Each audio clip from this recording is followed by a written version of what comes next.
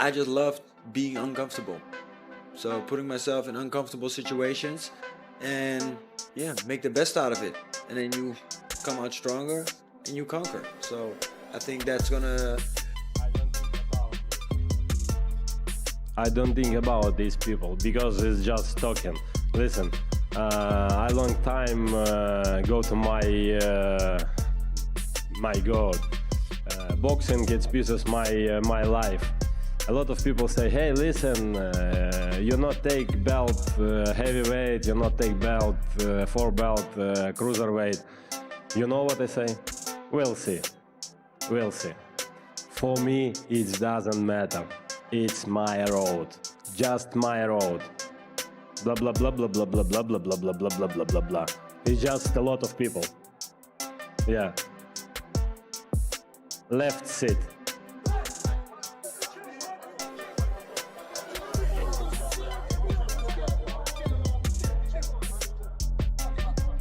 Out, getting back to it, and that's what they're all been trying to do, you know, because he's thinking, if I can get this man angry, get this man mad, then he'll deviate from... The press conference takes a shocking turn as Rico Verhoeven aggressively confronts Oleksandr Usyk, escalating verbal tension into a near physical altercation. Rico's hostile energy and threatening words completely shift the atmosphere, forcing Usyk to stay composed while security steps in. This moment instantly adds serious heat to an already dangerous heavyweight crossover situation.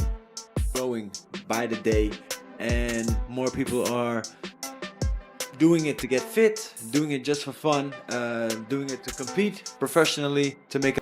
Johnny Nelson breaks down how Oleksandr Usyk has already proven himself at the very top of boxing by beating elite opposition and dominating the division. The focus now shifts to business decisions rather than legacy alone, with a suggestion that big crossover fights bring financial motivation. Alexander, what he's done, he's wiped the floor with everybody. He's established himself at the top there. So now you look at him and you'll think, financially, will he be in a better position than Tyson Fury? No, not in my opinion. Anthony Joshua? No, not in my opinion. The big money fights aren't out there for him, so he's got to do something. He's got to put himself in a position where he's got to win, because he's proved he's top draw. So in this fight here, I think it creates interest, intrigue. I'm quite sure there's a healthy pay packet at the end of it. Eddie Hearn raises serious concern about the fighter's current mental and emotional state, suggesting something is clearly not right despite the physical tools still being intact. He warns that even if focus or confidence is unstable, the danger inside the ring remains. However, the bigger issue highlighted is the visible struggle outside the ring, which could heavily impact performance under pressure. But he's going to be dangerous. Like, all the attributes that he has, they still exist, regardless of his mental state. But I see a kid in pain, you know? I've got to be honest with you, like, I don't see how people around him can be looking at his behaviour and being comfortable with it. Rico Verhoeven describes his controlling fighting style and emphasizes how dangerous he becomes once he lands clean shots. He speaks with confidence about transitioning from kickboxing to more boxing-based exchanges, showing excitement about using his hands more freely.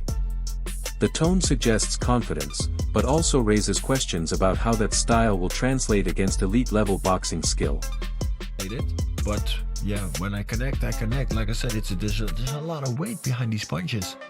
So yeah, of course, within the kickboxing sport, I was used to just throwing the kicks and doing my thing. But now we get the opportunity to use the hands more. So Peter is like, oh, he's like crazy excited. He's like, finally, because we've been... Eddie Hearn openly admits the tension between both sides is so high that security is required to physically separate them. This statement confirms how volatile the situation has become even before any official fight takes place. It shows that emotions are running dangerously high and any further confrontation could easily escalate beyond control in a live environment. You honestly think if these two come together like this, you know what's going to happen? So what I'm going to keep them apart by a wall of security.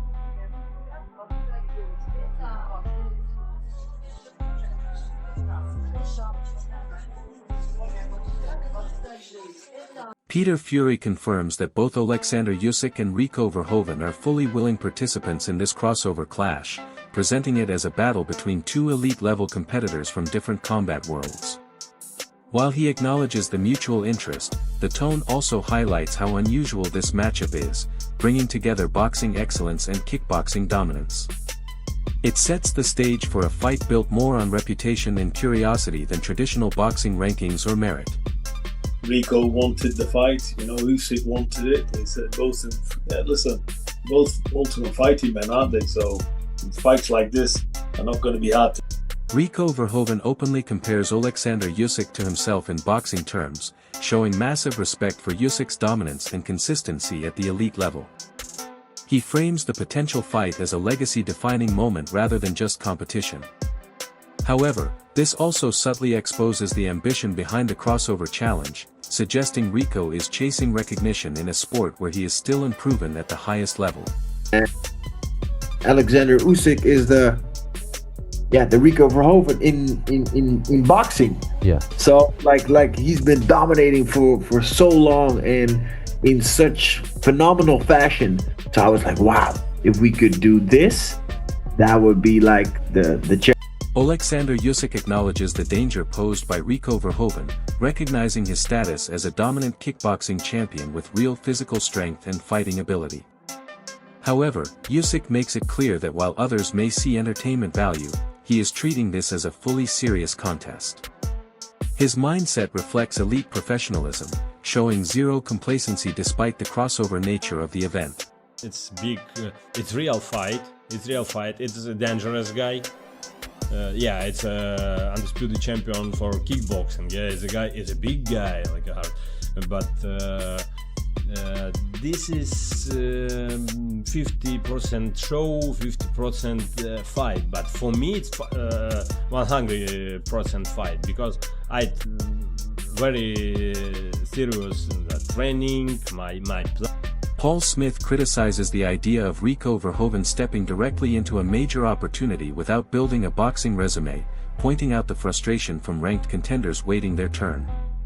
While he acknowledges Usyk has earned some flexibility due to his legacy, he questions whether this fight should involve titles at all.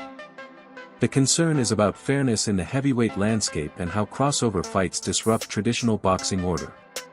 A kickboxer for a long time and not really done much in boxing at all to warrant a shot at Oleksandr Usyk when there's a queue so big and Indeed. You know what I mean, and that's the most important thing. The people who are sitting waiting for their shot in line are going to be fuming over this.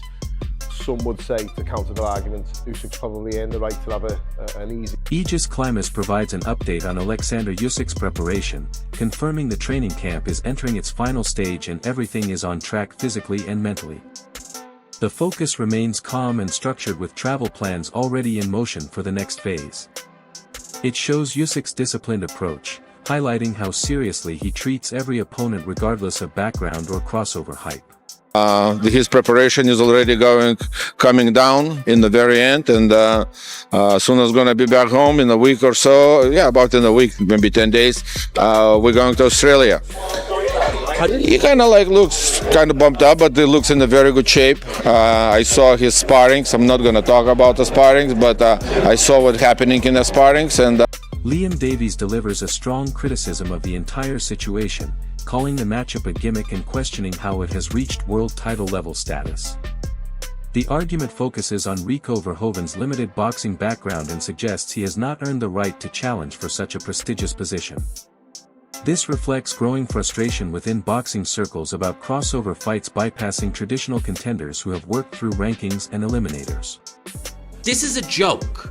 This is nothing but a gimmick fight, and it's even more shameless considering the fact, one, it's on pay-per-view, and two, it's for the WBC Heavyweight Championship of the world. Does Rico Verhoeven, with his one win over a decade ago against the guy who was 0-5, deserve a world title shot? Answers on a postcard. Can you play the recorder? No. That's the answer. This is shocking. Shocking stuff from Oleksandr Usyk. This is Oleksandr Usyk picking money over legacy. Dave Allen acknowledges Rico Verhoeven's elite kickboxing background, but draws a clear line when it comes to professional boxing at the highest level. While respecting his athletic ability, he insists there is a major difference between being able to box and being ready to face the very best heavyweight in the world. The main concern is mismatch risk, suggesting the skill gap and experience difference could be too significant for a fair competitive fight. I'm not interested in... I like Rico Verhoeven, sparred him, know him, nice fella, very good kickboxer, one of the best of all time, but he's not a boxer. If he wants to fight... Can he box? Yeah, he can box, he's a very good boxer, but he shouldn't be boxing the best heavyweight in the world. If he wants to do it as an exhibition, go and do it. I'm not interested in Usyk Verhoeven, just for the... Aegis Climbers provides an update on Oleksandr Usyk's preparation, confirming the training camp is entering its final stage and everything is on track physically and mentally. The focus remains calm and structured with travel plans already in motion for the next phase. It shows Usyk's disciplined approach, highlighting how seriously he treats every opponent regardless of background or crossover hype. No, it's not pressure for me. Listen, it's just fight. It's a boxing fight. It's a normal. I prepare for this fight. Everything okay. Dave Allen acknowledges Rico Verhoeven's elite kickboxing background, but draws a clear line when it comes to professional boxing at the highest level.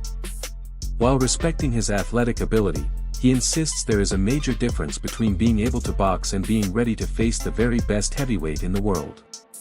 The main concern is mismatch risk, suggesting the skill gap and experience difference could be too significant for a fair competitive fight. See how the monetization vehicle of this works, but Usyk wouldn't be doing this unless there's a reason for it. There must be a motivation behind it. It must be some form of derivative as to what happened between the various disciplines crossing over with. Alright everyone, stay tuned for the latest in boxing news, highlights, events, and stories.